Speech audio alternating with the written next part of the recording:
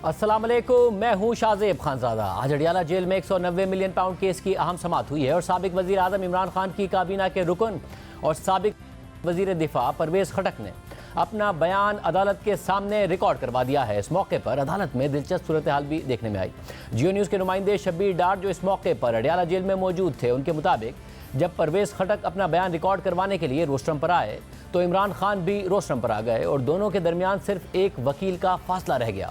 तो परवेज खटक ने अपनी जगह तब्दील कर ली और जब वो अपना बयान रिकॉर्ड करा रहे थे तो जज ने उन्हें दोबारा दरमियान में आने का कहा। इस सारी सूरत हाल में इमरान खान मुसलसल मुस्कुरा रहे थे, जबकि समाअत के दौरान इमरान खान ने सहाफ़ियों से गुफ्तगू करते हुए एक बार फिर मुल्क में शफाफ इंतखाबात का मुतालबा भी किया है, जबकि इनसे पहले मौलाना फजलुर रहमान भी नए इंतखाबात का मुतालबा कर चुके हैं। अडियाला जेल में 190 मिलियन पाउंड केस की समाअत में साबिक वजीर आला खैबर पख्तूनख्वा परवेज खटक अदालत के सामने पेश हुए और अपना बयान रिकॉर्ड करवाया। इस मौके पर इमरान खान और उनकी अहलिया बुशरा बीबी भी कमरा अदालत में मौजूद थे। समाअत में एक गवाह पर जिरा मुकम्मल हुई और एक गवाह का बयान भी कलमबंद हुआ है, जिसके बाद केस की आइंदा समाअत 13 जुलाई तक मुलतवी कर दी गई है। परवेज खटक ने अपने बयान में अदालत को बताया कि नैब ने मई 2023 में मुझसे 190 मिलियन पाउंड के हवाले से बयान लिया था। शहजाद अकबर ने काबीना को बताया था कि पाकिस्तान से गैर कानूनी तौर पर बाहर भिजवाई गई बड़ी रकम बरतानिया में पकड़ी गई है और ये रकम पाकिस्तान को वापस की जाएगी। परवेज खटक ने अदालत को मजीद बताया कि यह मामला काबीना के एजेंडे पर नहीं था और काबीना इजलास के दौरान इजाफी एजेंडे के तौर पर सामने लाया गया था। इजाफी एजेंडे पर मुझ समेत दीगर काबीना अराकीन ने एतराज़ भी किया था। काबीना में रकम के हवाले से कागजात बंद लिफाफे में पेश किए गए और इजाफी एजेंडे की मंजूरी काबीना से ले ली गई। रेफरेंस के तफ्तीशी अफसर ने बताया कि एजेंडे के साथ एक तहरीर भी थी। आम बात यह है कि जब परवेज खटक को केस में पेशी का नोटिस जारी हुआ था तो मानसेरा में जलसे से खिताब के दौरान तहरीक इंसाफ के रहनुमा और वज़ीर आला खैबर पख्तूनख्वा अली अमीन गंडापुर ने परवेज खटक को इमरान खान के खिलाफ गवाही देने की सूरत में संगीन नताइज की धमकी भी दी थी। परवेज खटक, मैं सुन रहा हूँ तुम्हें गवाही के लिए बुला रहे हैं। परवेज खटक सुन ले, अगर तूने इमरान खान पे झूठी गवाही दी तू खैबर पख्तूनख्वा में नहीं रहेगा। हम हिसाब लेंगे कि जिन केसों में इमरान खान बरी हुआ, कोई साबित नहीं हुआ और इतने महीने वो जेल में रहा, खुदा की कसम एक एक दिन का हिसाब लेंगे। अली अमीन गंडापुर के इस बयान पर परवेज खटक का रद्द-ए-अमल भी सामने आया था, जिसमें उन्होंने कहा था कि अली अमीन गंडापुर भड़के ना मारे, मेरा ताल्लुक भी खटक कबीले से है, मुझे अपने सूबे में कोई बंद नहीं कर सकता है। उन्होंने ये भी कहा था कि पहले भी नैब के नोटिस पर पेश हुआ था, अब भी नैब के नोटिस पर अदालत जाऊँगा, नोटिस देकर बुलाया जाता है, ना पहले अपनी मर्जी से पेश हुआ ना अब अपनी मर्जी से जा रहा हूँ। और फिर आज परवेज खटक अदालत में पेश हुए और अपना बयान रिकॉर्ड करवाया, जबकि समाअत के बाद पीटीआई के रहनुमा अली मोहम्मद खान ने अडियाला जेल के बाहर प्रेस कॉन्फ्रेंस करते हुए परवेज खटक के बयान पर अफसोस का इजहार किया। अडियाला आके जब मुझे ये पता लगा कि परवेज खटक साहब आज इमरान खान साहब के खिलाफ गवाही देने आए हैं, बहैसियत पश्तून, बहैसियत पाकिस्तानी, बड़ा दुख हुआ। इमरान खान साहब ने आपको वजीर आला बनाया, आपको इस्लामी जमहूरिया पाकिस्तान एक न्यूक्लियर स्टेट का वजीर दिफा बनाया। अफसोस हुआ कि जब वक्त था वफा का, जब वक्त था गैरत दिखाने का, खटक साहब आपने मायूस किया। मामला 190 मिलियन पाउंड करप्शन केस का है, मगर परवेज खटक के बयान पर पीटीआई रहनुमा धमकी दे रहे हैं, अफसोस का इजहार कर रहे हैं। मगर आम बात तो यह है कि जब 190 मिलियन पाउंड करप्शन का ये मामला सामने आया था तो उस वक्त के काबीना में मौजूद अराकीन खुद अपनी ही हुकूमत को चार्जशीट कर चुके थे और शेख रशीद ने तो जिस दिन काबीना का इजलास हुआ उसी दिन यानी 3 दिसंबर 2019 को इमरान खान के वज़ीर आज़म होते हुए उसी दिन इजलास में होने वाली बातें टीवी पर आकर बता दी थी। हालांकि उस वक्त पीटीआई की हुकूमत और इस्टेब्लिशमेंट के ताल्लुकात उरूज पर थे और जनरल बाजवा और जनरल फैज़ हमीद इमरान खान की हुकूमत के सबसे बड़े हामी और इमरान खान उनके सबसे बड़े मद्दाह थे। लेकिन आज कैबिनेट में ये कहा गया कि हमने इस पर कोई बात नहीं करनी। ये कैबिनेट में आज बात आई है और कैबिनेट में प्राइम मिनिस्टर का और कैबिनेट का डिसीजन है कि ये बात कोई मिनिस्टर बाहर नहीं करे। जो मुआहदा हुआ उसमें सुप्रीम कोर्ट का जिक्र था। मैंने तो मुआहदा नहीं देखा। आप कैबिनेट के मेंबर नहीं रहे? नहीं, वो सील बंद था, कैबिनेट ने भी नहीं देखा। मैं सील था। हमें शहजाद अकबर साहब ने एक सील्ड एनवलप था, उन्होंने कहा कि मैं नहीं खोल सकता। उसके बाद ऐसे दिखाया उन्होंने प्रेजेंटेशन उसकी दी और उन्होंने कहा कि इसमें हमारी रिजर्वेशन है यूके अथॉरिटीज की तरफ से और यूके अथॉरिटीज की तरफ से रिजर्वेशन है और रिजर्वेशन को हम यहाँ डिस्कस भी नहीं कर सकते। डिस्कस भी नहीं कर सकते, कैबिनेट में भी नहीं कर सकते। कैबिनेट में डिस्कस नहीं कर सकते। नेशनल क्राइम एजेंसी ने पैसा पकड़ा था और वहाँ पर आउट ऑफ कोर्ट सेटलमेंट हुई थी और पाकिस्तानी रियासत को, स्टेट ऑफ पाकिस्तान को पैसा लुटाया गया था। ये पाकिस्तानी टैक्स पेयर्स का पैसा है और हमने प्लेट में रख के उसी को दे दिया। हाँ, तो प्लेट में तो रख के कोई चीज दी नहीं जाती ना। कारोबारी तो प्लेट में रख के कोई चीज देता नहीं। कारोबारी आदमी ने भी किसी को बहुत सारी जगहों में बेनिफिट दिए हैं ना। किस किस को नहीं है वो, तब आपको जब प्रोब होगा तो खुलेंगी वो चीजें।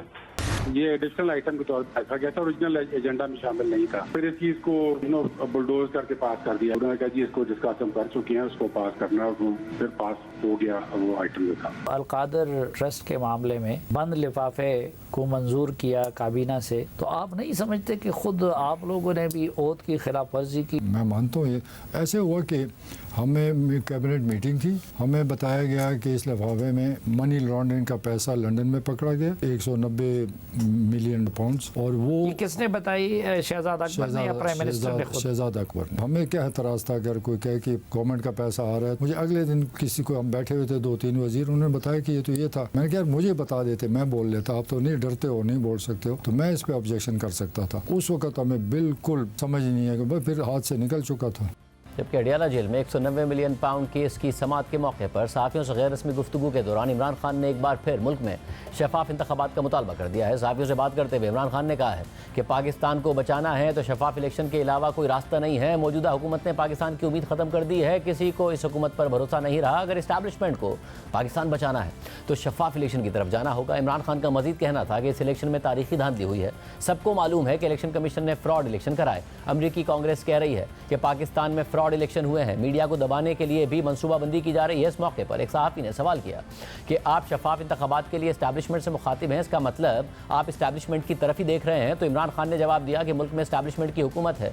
शहबाज शरीफ को सिर्फ फीते काटने के लिए रखा गया है। शफाफ इलेक्शन के लिए इस्टेब्लिशमेंट को पीछे हटना पड़ेगा। मुझे इस तरह ट्रीट किया जा रहा है जैसे मैंने पाकिस्तान में सबसे बड़ी गद्दारी की हो। सुप्रीम कोर्ट में हमारी इंसानी हुकूक और 8 फरवरी की पटिशंस क्यों नहीं सुनी जा रही हैं? इमरान खान ने भूख हड़ताल से मुतालिक सवाल के जवाब में कहा कि मैं भूख हड़ताल ज़रूर करूँगा, अभी कुछ फैसलों का इंतजार है। परवेज खटक का बयान रिकॉर्ड कराने से मुतालिक इमरान खान ने कहा है कि वो कुछ खास नहीं बोला, इस पर बाद में जिरा के वक्त बात करेंगे। इस सारी सूरत हाल पर हमारे साथ मौजूद है कमरा अदालत में मौजूद जियो न्यूज़ के नुमाइंदे शब्बीर डार। शब्बीर डार, बहुत शुक्रिया। आज इमरान खान मुतमईन नजर आए, परवेज खटक घबराए हुए थे, क्या मामला हुआ? शाहजेब, इमरान खान और बुशरा बीबी के खिलाफ 190 मिलियन पाउंड रेफरेंस में आज 3 अहम गवाहान के बयानात रिकॉर्ड होने थे, जिसमें साबिक प्रिंसिपल सेक्रेटरी आज़म खान, साबिक वफाकी वज़ीर ज़ुबैदा जलाल और साबिक वज़ीर आला खैबर पख्तूनख्वा परवेज़ खटक का बयान रिकॉर्ड होना था। और जो आज़म खान है और ज़ुबैदा जलाल वो आज अदालत में पेश नहीं हो सके, लेकिन परवेज़ खटक ने अपना बयान जो है अदालत के रूबरू रिकॉर्ड कराया है। परवेज़ खटक जब कमरा अदालत आए तो वो रोस्टम पर अपना बयान रिकॉर्ड करने गए, तो 1 से 2 मिनट के बाद इमरान खान भी अपनी नशस्त से उठकर रोस्टम पर गए और दोनों जो परवेज़ खटक और इमरान खान के उनका आपस में 1-2 मरतबा आई कांटेक्ट भी हुआ, लेकिन बातचीत कोई नहीं हुई। इमरान खान और परवेज़ खटक के माबैन एक वकील का फ़ासला था। जब परवेज़ खटक ने बयान रिकॉर्ड शुरू करना किया तो उसके बाद परवेज़ खटक ने अपनी जगह तब्दील की और वो बीच में 2-3 वकला का फ़ासला आया और उसके बाद जो एहतसाब अदालत के जज मोहम्मद अली वडाइच हैं, उन्होंने परवेज़ खटक को कहा कि आप दरमियान में आएँ और अपना बयान रिकॉर्ड कराएँ।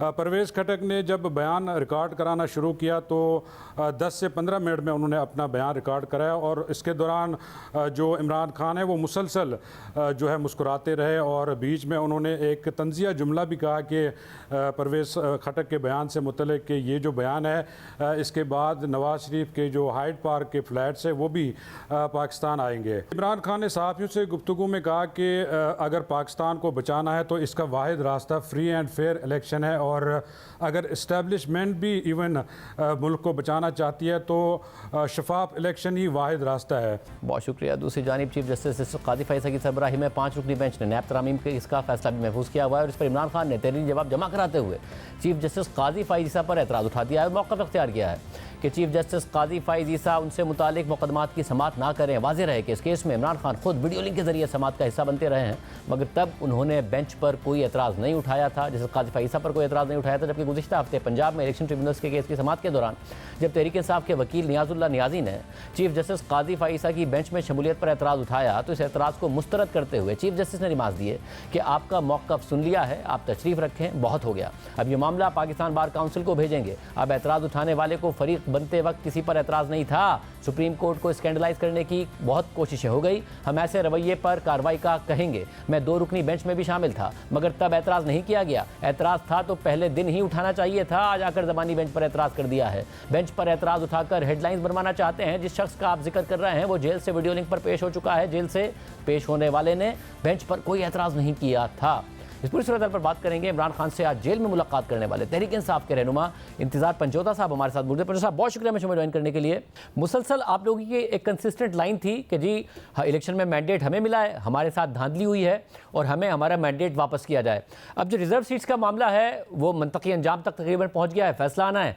और जो दूसरा मामला है जो ट्रिब्यूनल्स में आपकी शिकायत हैं, उसमें इस्लामाबाद में कम से कम मामला बहुत तेज़ी से आगे बढ़ रहा है और अगर वो फैसला आपके हक में आ गया तो ज़ाहिर एक पूरा इफेक्ट उससे क्रिएट हो सकता है। तो क्या वजह है कि अचानक इमरान खान साहब ने भी अब नए इंतखाबात का मुतालबा शुरू कर दिया कि जी अब नए इंतखाबात कराएं और शफाफ इंतखाबात कराएं? देखिए ये मुतालबा तो पहले दिन से है।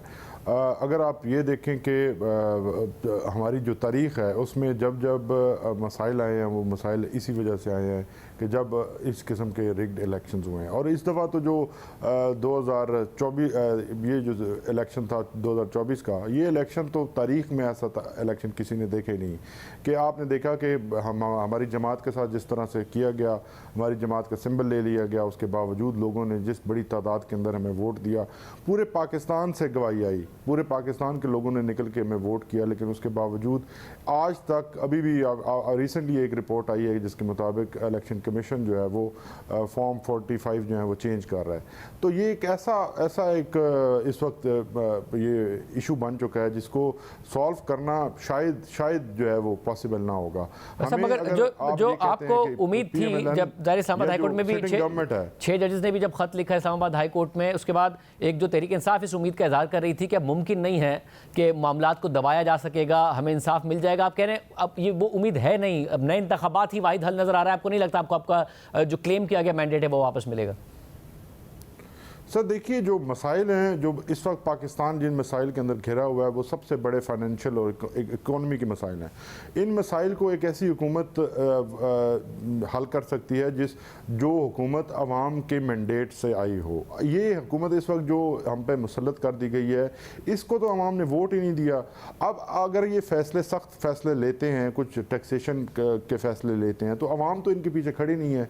अवाम के रिएक्शंस आपको बता रहे हैं कि आए रोज़ आप देखते हैं कि जिस किस्म का रिएक्शन आ रहा है, ये रिएक्शन आपको हमारे मुल्क के लिए अच्छा नहीं है, ये पाकिस्तान के मुस्तकबिल के लिए अच्छा नहीं है। अगर आपने परमानेंटली ये सलूशन आप इन मसाइल का चाहते हैं तो फिर एक ऐसा इलेक्शन हो जिसमें इस्टेब्लिशमेंट का किसी किस्म का कोई किरदार ना हो। इस्टेब्लिशमेंट अपने जो सियासी किरदार है उसको बिल्कुल ख़त्म करे। खान साहब ने सिर्फ ये एक बात नहीं की, उन्होंने 2 बातें की है। उन्होंने कहा कि ऐसा इलेक्शन हो, ऐसे इलेक्शन कमीशन के नीचे हो जो बिल्कुल इंडिपेंडेंट हो और ऐसा इलेक्शन हो जहाँ पे तमाम पार्टीज़, हमारी जितनी मुखालिफ पार्टियाँ हैं उनको भी मौका पूरा मिले, और जब तमाम पार्टीज़ को मौका मिले उनकी सेटिस्फेक्शन के मुताबिक इलेक्शन हो, और वो तभी मुमकिन है जब किसी किस्म की इस्टेब्लिशमेंट की इन्वॉल्वमेंट किसी लेवल पर ना हो। तो जब आप आज मिले तो इमरान खान साहब ने इस बात की, और इमरान खान साहब जब आप आज मिले तो वो किस तरीके से एक्सपेक्ट कर रहे हैं इस बात को? ज़ाहिर है उनका इल्ज़ाम भी इस्टेब्लिशमेंट पर ही है, मगर फिर वो बात भी इस्टेब्लिशमेंट से करना चाहते हैं, इस्टेब्लिशमेंट बात नहीं कर रही है, मगर वो फिर नए इंतखाबात भी चाहते हैं और चाहते हैं कि वो मुदाखलत ना करे।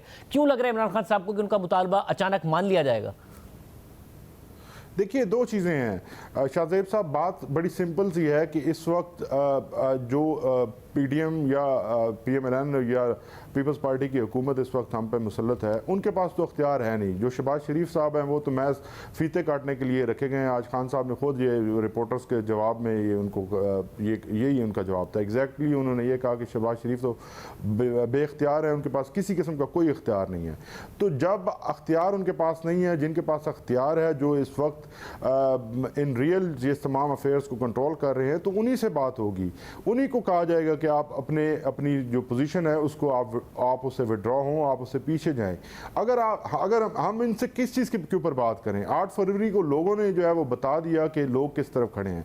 अब अगर हम इनसे बात करते हैं तो इनकी अपनी हुकूमत गिर जाती है, तो ये अपनी हुकूमत क्यों गिराएंगे? तो ये तमाम ऐसी बातें हैं कि जिसका कोई सलूशन इसके अलावा हो नहीं सकता कि इस्टेब्लिशमेंट क्यों नए इंतखाबात के लिए राजी होगी अगर इमरान खान साहब को लगता है वही करा सकते हैं, और क्यों मुदाखलत ना करने के लिए राजी होगी?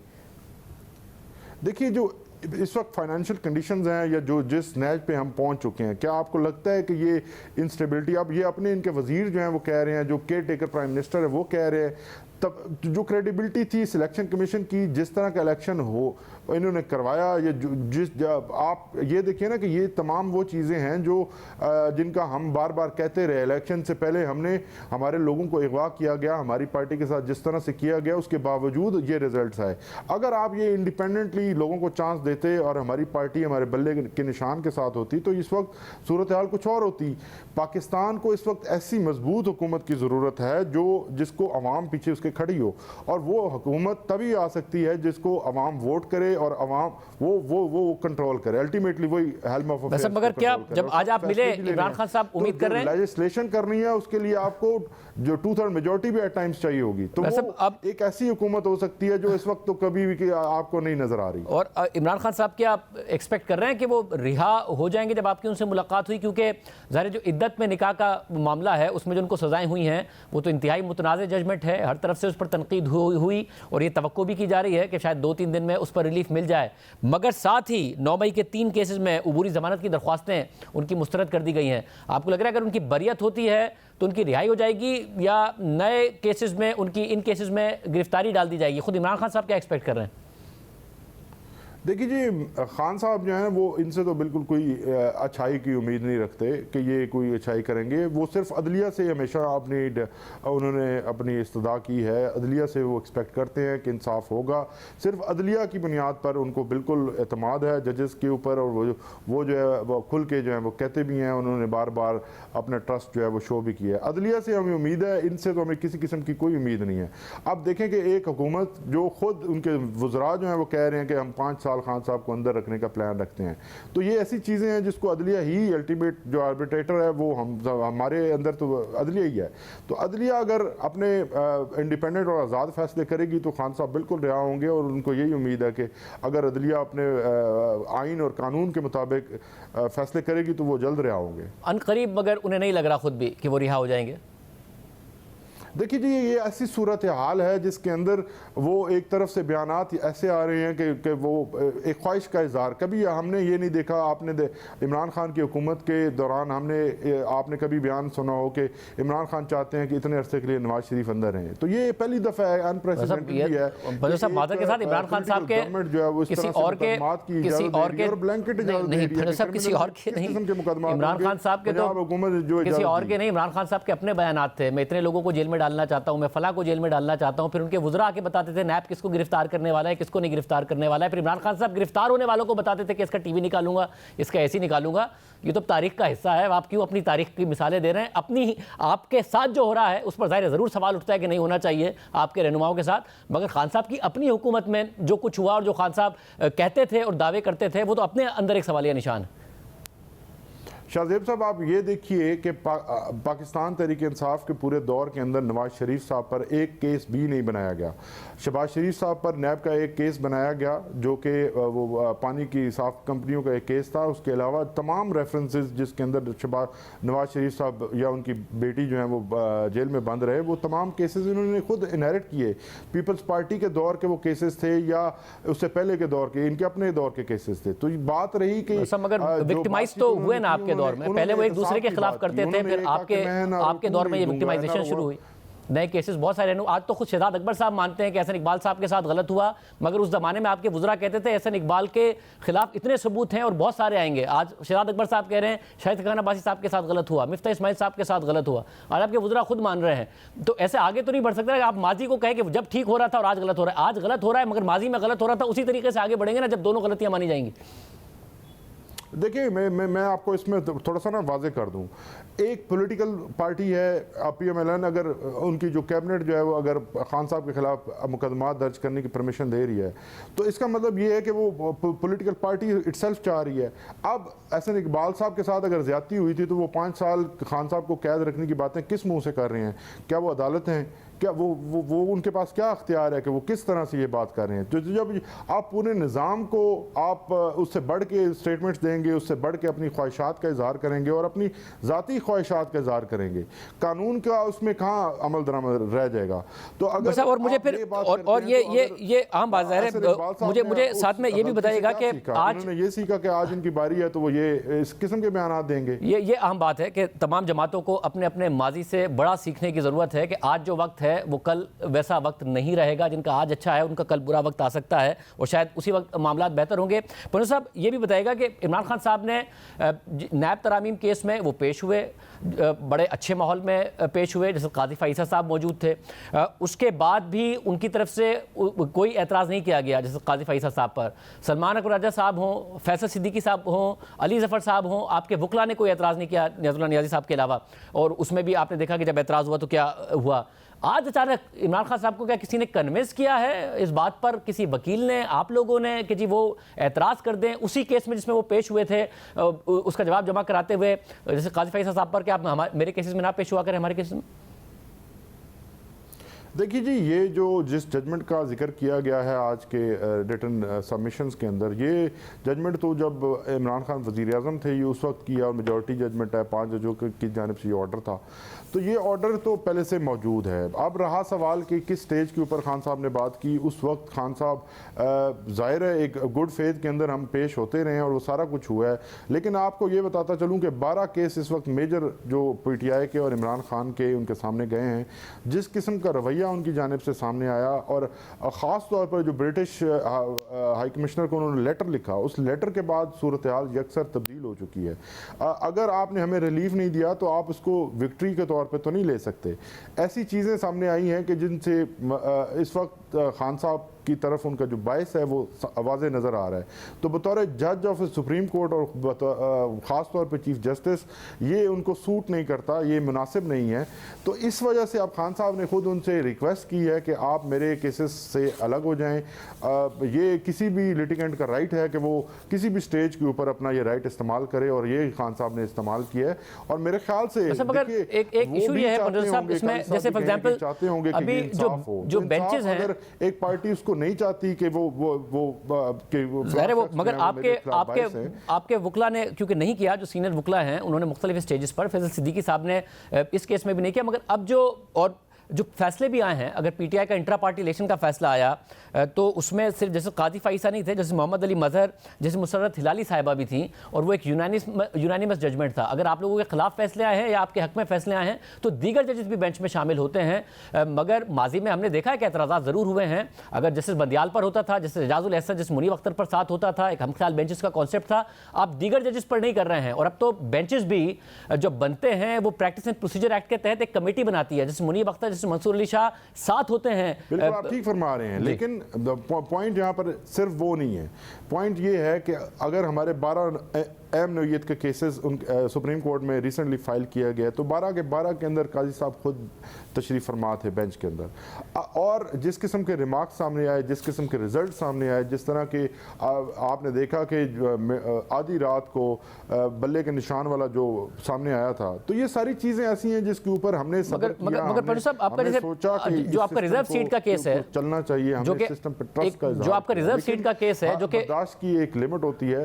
तो अब बातें जो हैं वो जाहिर है, मगर साहब जो जाहिर है आपके मुतादिद जजमेंट्स पे टाइम हैज कम कि अब उनको हमारे केसेस से अलग हो जाना चाहिए, क्योंकि ultimately supreme court of Pakistan की इज्जत का सवाल है और एक तरफ पाकिस्तान की सबसे बड़ी सियासी पार्टी है। मतलब आपके जो जजमेंट्स पर एतराज है, सियासी पार्टी का जो एहतराम है या जो उसका मकाम है वो हरगिज जो है वो उसकी भी रिस्पेक्ट होनी चाहिए। वैसे जाहिर है जो जजमेंट्स है उस पर आपका एतराज हो सकता है। जो बल्ले के निशान वाला जजमेंट है वो इंतहाई मुतनाज़ जजमेंट है, एक पार्टी को महरूम किया गया, मगर वो अगेन एक यूनानिमस जजमेंट था 3 जजेस का, ना कि सिर्फ जस्टिस काजी फ़ाइसा साहब का। फिर दूसरा जो रिजर्व सीट का आपका केस है, जो कि आपके लिए इंतहाई अहम केस है, उसमें इब्तिदाई बेंच तो 3 रुकनी था, जस्टिस मंसूर अली शाह, जस्टिस मोहम्मद अली मजहर और जस्टिस अतर मिनल्लाह। उन्होंने मामला भेजा 3 रुकनी कमेटी को, फिर 3 रुकनी कमेटी जिसमें जस्टिस मुनीब अख्तर, जस्टिस मंसूर अली शाह हैं, जस्टिस काजी फ़ाइसा साहब के साथ, उन्होंने फैसला किया कि फुल कोर्ट ये मामला सुनेगा और फिर एक 13 रुकनी फुल कोर्ट बनता है।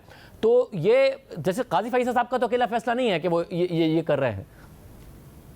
शाहजेब साहब हमें ये 13 रुकनी बेंच के ऊपर कोई इतराज़ नहीं है, हमें सिर्फ उनकी ज़ात से इतराज़ है। देखिए हमारे जो अर्जेंट नौयत के केसेस हैं वो हम फाइल करते हैं तो वो 6-6 महीने से पेंडिंग पड़े हुए हैं। हमारे 25 मई के जो ह्यूमन राइट्स वायलेशन का केस है वो पड़ा हुआ है। उसके अलावा हमारे साथ जो लेवल प्लेइंग फील्ड के केस के अंदर जो हुआ, जब हम ये बात करते हैं कि हमारे खिलाफ एक जो प्रोसिक्यूशन हमें नज़र आती है वो बतौर जमात है, जब हम ये केसेस लेकर जाते हैं तो वो कहते हैं कि आप इंडिविजुअल केसेस का आप इंडिविजुअली उसका जो मैकेनिज्म है आप उसको जो है वो इस्तेमाल करें। पुलिस हमारी बात नहीं सुनती, हमारे लोगों को उठाया जाता है, उसके बावजूद हमारे केसेस किसी को नज़र नहीं आते। आज भी इस वक्त पाकिस्तान तहरीक इंसाफ के जो मलिक रिजवान है वो गायब किए गए हैं, वो अगवा किए गए हैं, उनके भाई को अगवा किया गया। अजहर बशवानी के भाई जो हैं वो 2 अगवा हैं। इसके अलावा पार्टी के और वर्कर्स गिल साहब के भाई जो हैं वो अगवा हैं। ये इतनी मैसिव ह्यूमन राइट्स वायलेशंस हैं जिसके ऊपर सुप्रीम कोर्ट की जानिब से हम समझते हैं कि हमें कोई हमारी तरफदारी ना की जाए, हमें किसी किस्म का रिलीफ ना दिया जाए। ये अहम मामला है जो वो तो हमें नजर आए, जो लोग गायब हैं उनका रिजवान साहब हो या जो दीगर लोग हैं जिनके भाई हैं उनका मामला की जानिब से उनका मामला जरूर होना चाहिए। मगर मैं फिर पजौदा साहब में आपसे ये आपके मामला हल होने चाहिए, इसमें तो कोई शक ही नहीं है, किसी को गुमशुदा नहीं होना चाहिए, इसमें भी कोई शक नहीं है। बट अगेन अब 184(3) की जुरिस्डिक्शन के तहत 3 रुकनी कमेटी ये मामला देख सकती है। तो जस्टिस फाइसा साहब के हाथ में अगर ना भी चाहे वो, तो जस्टिस मंसूर अली शाह और जस्टिस मुनीब अख्तर दोनों मिलकर उन्हें ओवर रूल कर सकते हैं, क्योंकि मेजॉरिटी ने फैसला करना है, वो दोनों ये काम कर सकते हैं। आप फिर जस्टिस फाइसा साहब पर ही क्यों सवाल उठा रहे हो, 2 से क्यों नहीं मुतालबा कर रहे हो, 2 पे क्यों नहीं सवाल उठा रहे? देखिए ये रिसेंटली हुआ है, क्योंकि ये जो प्रैक्टिस एंड प्रोसीजर एक्ट है उससे पहले की बातें मैं आपको बता रहा हूँ कि उससे पहले तो नहीं पंजोदा साहब, उससे पहले तो चीफ जस्टिस नहीं सब, मगर पंजोदा साहब एक सवाल, सिर्फ एक सवाल पंजोदा साहब को आप सेट असाइड कर दें। पंजोदा साहब एक सवाल, एक पंजोदा साहब उससे पहले तो ऑर्डर लेके आ जाएं, तो फिर तो हम बात आपकी सुने। एक सवाल ये कि उससे पहले तो चीफ जस्टिस उमरता बंदियाल थे, जिन्होंने हर बेंच में वो खुद बैठ जाते थे। उन्होंने तो प्रैक्टिस एंड प्रोसीजर को भी 6 महीने तक सस्पेंड रखा अपनी सरबराही में, अपने इख्तियारात पर बेंच बनाकर। अपनी सास का मामला आया, ऑडियो लीक कमीशन, उन्होंने सस्पेंड रखा। काजी फाइसा साहब, और उन्होंने अपने पूरे टेन्योर में ना फुल कोर्ट इजलास बुलाया ना फुल कोर्ट बनाया। फाइसा साहब ने तो आते ही 15 रुकनी फुल कोर्ट बनाया, अपने इख्तियारात खुद दिए कमेटी को। तो उनके दौर में अगर आप उन्हीं पर एतराज़ कर रहे हैं तो ये एतराज़ क्या बाकी 2 जजेस पर नहीं बनता कि भाई वो उन्हें ओवर रूल कर सकते हैं बाय मेजॉरिटी, कि आप करें ना फैसला, जो पीटीआई की शिकायतें हैं उनके ऊपर आप आगे बढ़े।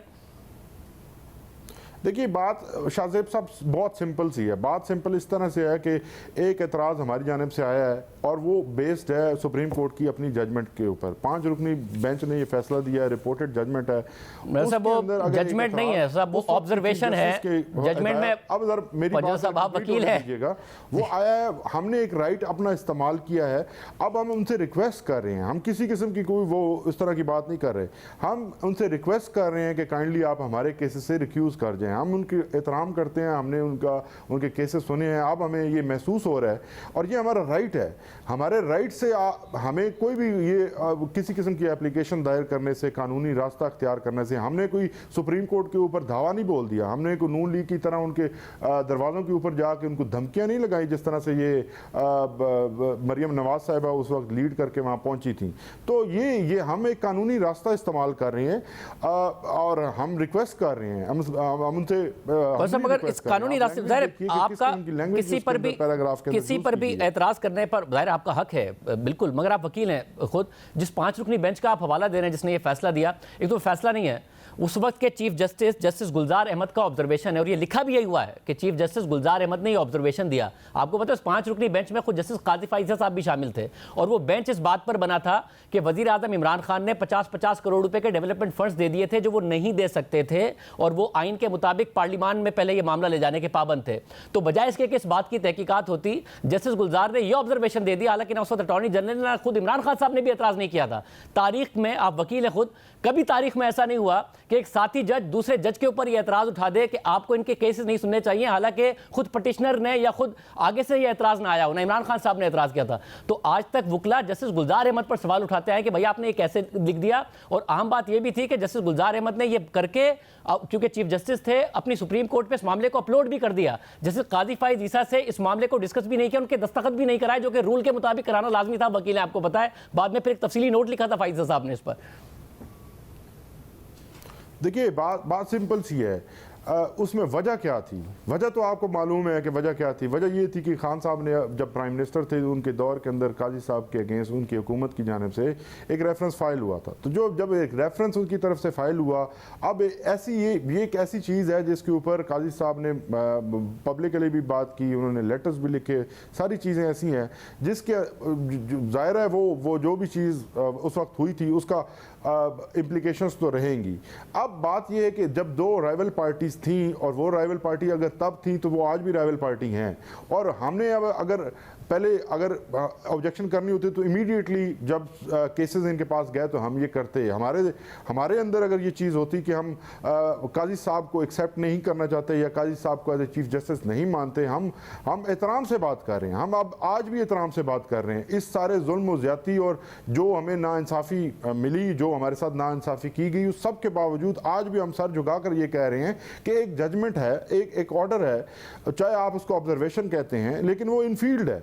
अगर इनफील्ड है तो फिर आपको उसका एहतराम करना चाहिए। हम रिक्वेस्ट कर रहे हैं कि आप हमारे बेंच से उनको, अब बात सिंपल सी है। बतौर वकील आप एक बात बताइए, बतौर वकील आप एक बात बताइए, केसेस से वो अलग हो जाएंगे। बतौर वकील आप एक बात बताइए, ये क्या प्रेसिडेंट होगा? वो इंसाफ करेंगे, हमें यकीन है। एक तो क्या प्रेसिडेंट होगा कि एक 5 रुकनी बेंच बैठा हो, उसमें एक जज अपने साथी जज के बारे में कह दे कि आपको इनके केसेस नहीं सुनने चाहिए, और उसके बाद अगर ये रिवायत पड़ गई जो कि दुनिया में कहीं नहीं है कि उसके बाद पार्टी कहे कि आपके साथी जज ने कह दिया तो इसलिए आपको नहीं बैठना चाहिए। लॉ के मुताबिक जज खुद फैसला कर सकता है कि वो किसी केस में बैठेगा या नहीं बैठेगा। डाइसेंडिंग नोट आ सकता था ना जी, आया, आपको नोट नहीं आया, आपने एग्री किया। आपने जस्टिस काजी फैसल साहब का डाइसेंडिंग नोट शायद पढ़ा नहीं है, जिसमें उन्होंने ये लिखा कि गुलजार अहमद ने ये सुप्रीम कोर्ट की वेबसाइट पर अपलोड करा दिया मुझसे पूछे बगैर, वरना मैं अपना डाइसेंडिंग नोट देता। उसके बाद उन्होंने एक बहुत बड़ा नोट लिखा और बताया कि ये ऑर्डर अनकॉन्स्टिट्यूशनल है क्योंकि एक बेंच के रुकन जो कि मैं था, मुझसे ये ऑर्डर ही डिस्कस नहीं किया गया, मेरे दस्तखत ही नहीं लिए गए। सर बात सिंपल है। अगर आप ये बातें करेंगे तो मैं आपको सिंपल सी एक सवाल मेरा आपकी तरफ है कि इस्लामाबाद हाई कोर्ट के 6 जजेस ने जिस तरह के खतूत लिखे हैं, क्या उनके ऊपर तफ्तीश होनी नहीं चाहिए थी? क्या उनके ऊपर बतौर चीफ जस्टिस जाहिर है एक पूरी पाकिस्तान की जुडिशरी के जो हैं वो एक सरबराह होते हैं, तो एक जिम्मेदारी होती है, हर लिहाज से आपको वो करना होता है। लेकिन जिस तरह से कोल्ड शोल्डर दिया गया, पहले 10 दिन के अंदर उसके ऊपर जिस तरह के रिस्पॉन्सेज मुख्तलिफ किस्म के आए, और उसके बाद भी जब आप देखते हैं कि जजेस ओपनली कंप्लेंट्स कर रहे हैं, सरगोदा के जज ने जो कंप्लेंट की, सरगोदा के जज के स्टेनो ने जो कंप्लेंट की, फिर जस्टिस सरगोदा के जज का मामला टेकअप किया है, जो लेटर लिखा लाहौर हाई कोर्ट लेटर को टेकअप नहीं किया गया। अब जरा सुन लीजिएगा ना, मैं फिर आपसे यही कहूंगा ना कि मामला फिर 3 रुकनी कमेटी के पास है, वो बहुत सारे मामला पाकिस्तान के सबसे अहमियत के वही मामलात हैं, सिर्फ वो मामलात इंपॉर्टेंट हैं जिनके ऊपर पाकिस्तान तरीके इंसाफ को जो है वो सरगोदा करना है। तो अगर इस तरह का माहौल होगा तो हम किस तरह से अपना जो है कॉन्फिडेंस। सरगोदा के जज का मामला लाहौर हाई कोर्ट में है क्योंकि उनकी जुरिस्डिक्शन है।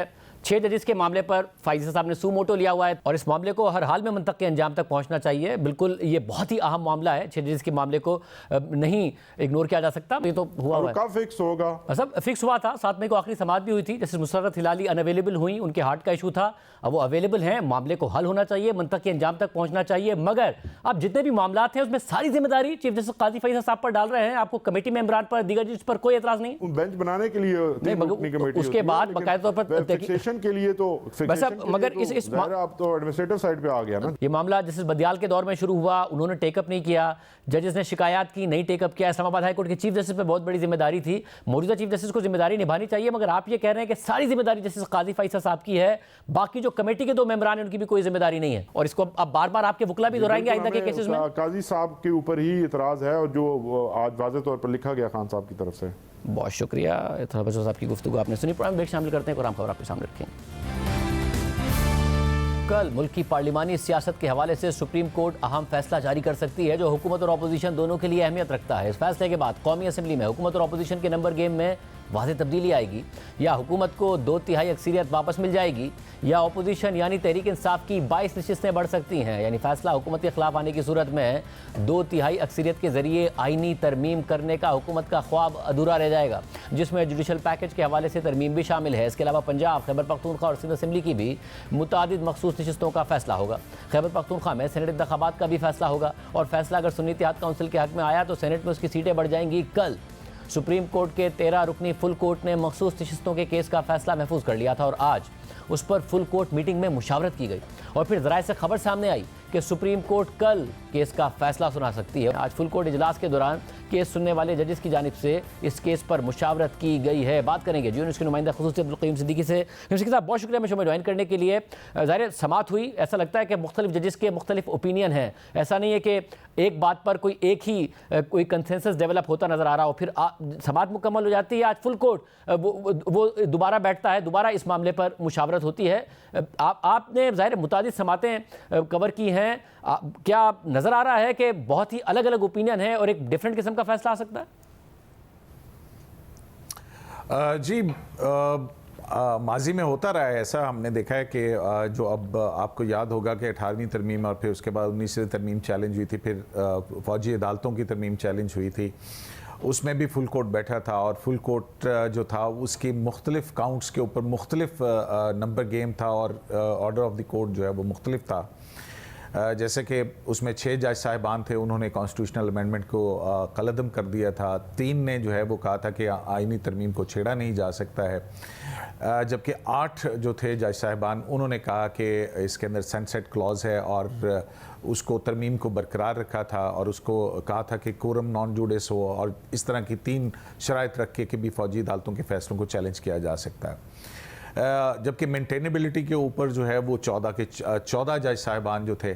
तो इस तरह की एक मुख्तलिफ सिचुएशन अभी हाल ही में हमने ये देखा है कि जो प्रैक्टिस एंड प्रोसीजर एक्ट है उसके अंदर भी जो है वो उस वक्त 15 रुकनी फुल कोर्ट था, और उसमें 10-5 की एक मेंटेनेबिलिटी के हवाले से था।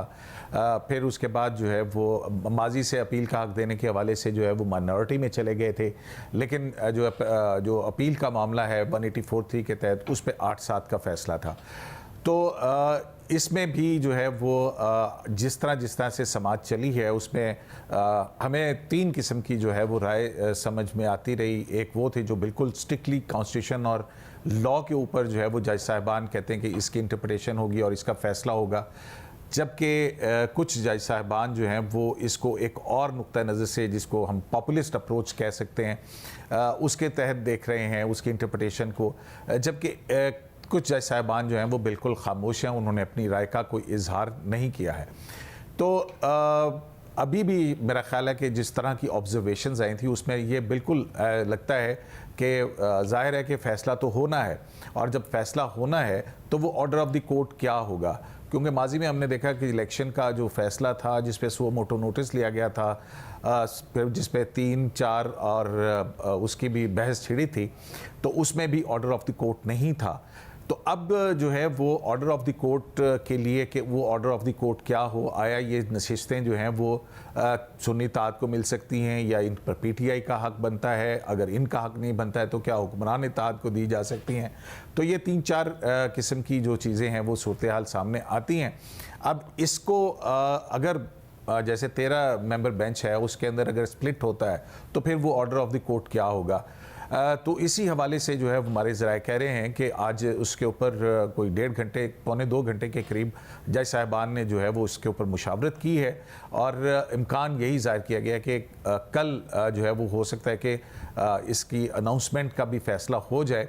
लेकिन इस बारे में भी हतमी तौर के ऊपर अब तक जो है वो अमूमी तौर पर होता है कि अनाउंसमेंट से पहले कॉज लिस्ट जारी होती है, तो वो कॉज लिस्ट जो है वो अभी तक जब हम आपके साथ बात करें उस वक्त तक तो नहीं है। अब कल क्या होता है, कॉज लिस्ट आती है और कल भी आ सकती है। इससे पहले भी ऐसा हुआ है कि जो प्रैक्टिस एंड प्रोसीजर एक्ट का कानून का फैसला था उसमें भी कोई 1.5-2 घंटा पहले जो है वो कॉज लिस्ट आई थी कि अनाउंसमेंट होने जा रही है, तो उसके बाद जजमेंट अनाउंस कर दी गई थी। तो ये सूरत हाल जो है वो इस वक्त हमारे पास है। बहुत शुक्रिया। प्रोग्राम में एक ब्रेक शामिल करते हैं। इद्दत केस बिल्कुल हतमी मराहिल में है और आज अहम समात हुई है, अहम आर्गूमेंट सामने आए हैं। एक ब्रेक के बाद पानी पीटीआई इमरान खान और उनकी अहलिया बुशरा बीबी के खिलाफ इद्दत में निकाह केस अहम मरहले में दाखिल हो गया है, जहां आज बुशरा बीबी के वकील बैरिस्टर सलमान सफदर ने अपने दलाइल मुकम्मल कर लिए और अब अदालत के पास इस्लामाबाद हाई कोर्ट के हुक्म के मुताबिक इस केस का फैसला सुनाने के लिए सिर्फ 2 दिन बाकी रह गए हैं। जबकि आज खाबर मानिका के वकील जाहिद आसिफ ने जज अफजल मजूका की अदालत में 2 नई दरख्वास्तें दायर कर दी हैं। एक दरख्वास्त मेडिकल बोर्ड के जरिए मेडिकल राय लेने के लिए दायर की गई है, जबकि दूसरी दरख्वास्त इद्दत के मामले पर इस्लामी नजरियाती काउंसिल की राय लेने से मुताल्लिक है। दरख्वास्त में फेडरल शरीयत कोर्ट और इस्लामी स्कॉलर्स की राय लेने की भी इस्तदा की गई है। दरख्वास्त के मुताबिक मुलजिमा के वकील ने इद्दत का दौरानिया 39 दिन कहा, जिसकी वजह बयान नहीं की गई। इद्दत का तयन करने का जरिया इस्लामी शरिया और पाकिस्तानी कानून है। इद्दत के मामले की अपने तौर पर तशरीह मुमकिन नहीं है। जज अफजल मजूका ने खाबर मानिका के वकील की दरख्वास्तों पर फरीक़ैन को नोटिस जारी कर दिए, जबकि आज इद्दत में निकाह केस के खिलाफ मरकजी अपीलों पर डिस्ट्रिक्ट एंड सेशन कोर्ट में जज अफजल मजूका ने समाअत की, जहां बुशरा बीबी की जानिब से आज बैरिस्टर खदीजा सिद्दीकी ने अदालत को बताया कि इद्दत में निकाह पर क्रिमिनल केस कैसे बन गया। ये खातून के तकद्दुस और वक़ार पर बराह रास्त हमला है। किसी को कोई हक नहीं कि वो खातून के ज़ाती मामलात पर बात और सवालात करे। अगर ये सज़ा कलअदम करार ना दी गई तो ये ख़वातीन के लिए शर्मनाक होगा। इस पर जज अफजल मजूका ने कहा कि ये फर्स्ट इंप्रेशन का केस नहीं है। मुतादिद फैसलों में शक का फ़ायदा भी दिया गया है और FIR भी खारिज हुई है। ये पहला केस नहीं, लेकिन मंजर आम पर सिर्फ यही केस आया है। इस पर खदीजा सिद्दीकी ने जवाब दिया कि क्रिमिनल केस में हमेशा ठोस शवाहिद होने चाहिए। जुर्म तब साबित होगा जब केस साबित होगा। खातून का कौल मोतबर है। इस पर जज अफजल मजूका ने रिमार्क्स दिए कि आप 2 तरफ जा रही हैं, इस्लामिक लॉ पर रहें या हमारे मौजूदा कानून पर। मैं अपने कानून का पाबंद हूँ। इस पर खदीजा सिद्दीकी ने दलाइल दिए कि इद्दत का मकसद क्या है।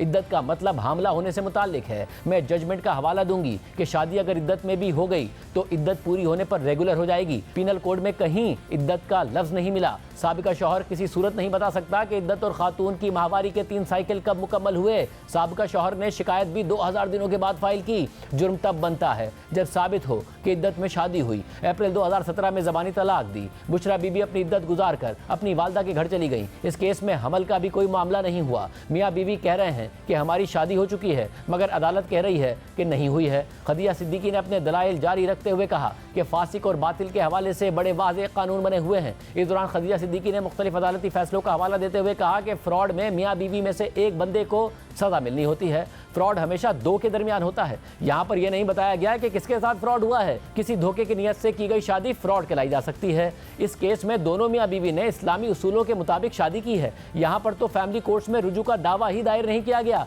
कभी लतीफ़ कभी ओन चौधरी आ जाता है। ये पाकिस्तान में खातून की बका का केस है। बुशरा बीबी के बयान का तो कहीं जिक्र ही नहीं है। दफ़ा 496 तब काबिल अमल होती जब कोई फ्रॉड हुआ होता। सज़ा देने के लिए इद्दत के दौरानिये का सहारा लिया गया। दोनों मियाँ बीवी ने इस्लाम के तरीकों के मुताबिक शादी की। खदीजा सिद्दीकी के दलाइल मुकम्मल होने के बाद बुशरा बीबी के वकील बैरिस्टर सलमान सफदर ने अपने दलाइल का आगाज़ करते हुए कहा कि इस केस में प्रोसिक्यूशन मुकम्मल तौर पर झूठ पर खड़ी है। ये केस फैमिली कोर्ट्स का बनता था, मगर वहाँ गए ही नहीं। इस पर जज अफजल मजूका ने रिमार्क्स दिए कि मर्द के पास रुजू का हक है और आगे रुजू करना या ना करना औरत की मर्जी है। सलमान सफदर ने अपने दलाइल जारी रखते हुए कहा कि गुज़िश्ता रोज़ भी एक बात की कि ये केस सियासी इंतकाम के नतीजे में बनाया गया है। इद्दत के दौरानिये के जिक्र को छोड़कर भी इस केस से बरी किया जा सकता है। ये अब चाहते हैं कि इस्लामी नजरियाती काउंसिल के पॉइंट्स मंगवाए जाएं। गवाहों में खाबर मानिका के बच्चों में से कोई नहीं आया, मगर ओन चौधरी आ गए। ओन चौधरी को मनसूबाबंदी के तहत गवाह बनाया गया है। मैं बाकी गवाहों पर नहीं जाऊँगा। मेरी नज़रें शिकायत कुरुंदा से आगे जाती ही नहीं हैं। खाबर मानिका की ये वजाहत काबिल कबूल नहीं है कि लोगों ने बातें की तो मैंने केस किया। अदालत इसको मुस्तरद करे। मुफ्ती साहिब को जो गाड़ी मिलती है वो बैठने को तैयार हो जाते हैं। मुफ्ती साहिब कहते हैं पहला निकाह पढ़ा दिया, फिर दूसरा निकाह भी पढ़ा दिया। शादी भी लाहौर में हुई, तलाक भी लाहौर में हुई, लेकिन केस इस्लामाबाद में हुआ। और इसके बाद आज समाअत में अदालत ने खाबर मानिका के वकला से तलाकनामे पर तारीख की टेम्परिंग पर जवाब मांग लिया। जज अफजल मजूका ने खाबर मानिका के वकील जाहिद आसिफ के मुआविन वकील से कहा कि अपने दलाइल में आपने यह जवाब देना है कि गवाहों के बयानात मुल्जिमान को क्यों नहीं दिए गए। आपने केस में शहादत पेशी नहीं की तो पढ़ी कैसे जाएगी, इस पर भी जवाब देना है। समाअत में बुशरा बीबी की वकील ज़ैनब उमर एडवोकेट ने अपने दलाइल में कहा कि सूरत हाल में हम इद्दत पर जा ही नहीं सकते। इद्दत में उस वक्त जाया जा सकता है कि अगर खातून के यहाँ कोई औलाद हो तो साबिका शौहर दावा कर सकता है कि वो मेरी औलाद है। सुप्रीम कोर्ट की आखिरी जजमेंट के मुताबिक मेडिकल तौर पर 39 दिन इद्दत का दौरानिया बताया गया है। इस दौरान सलमान सफदर ने कहा कि खवातीन की दूसरी शादी मुआशरे में वैसे ही इशू होती है। क्या हम मजीद रुकावटें डालना चाहते हैं? समाअत के दौरान बुशरा बीबी की वकील एडवोकेट जैनब उमर ने दलाइल देते हुए कहा कि ख़वातीन में गम और गुस्सा पाया जाता है, यह सिर्फ बुशरा बीबी का मसला नहीं है। इस दौरान सलमान सफदर ने कहा कि अगर इस तरह सजा होगी तो हर औरत डरेगी कि कहीं 6 साल बाद साबिक खावंद कुछ ना कह दे। फैसला आइन और कानून और इस्लाम के मुताबिक होना चाहिए, यह सारे मुआशरे का मामला है। आज की समाअत में बुशरा बीबी के वकला ने अपने दलाइल मुकम्मल कर लिए, जिसके बाद अदालत ने यह केस कल सुबह 9:30 बजे तक के लिए मुलतवी कर दिया। आज के प्रोग्राम में इतना ही, इजाज़त दीजिए। अल्लाह हाफ़िज़।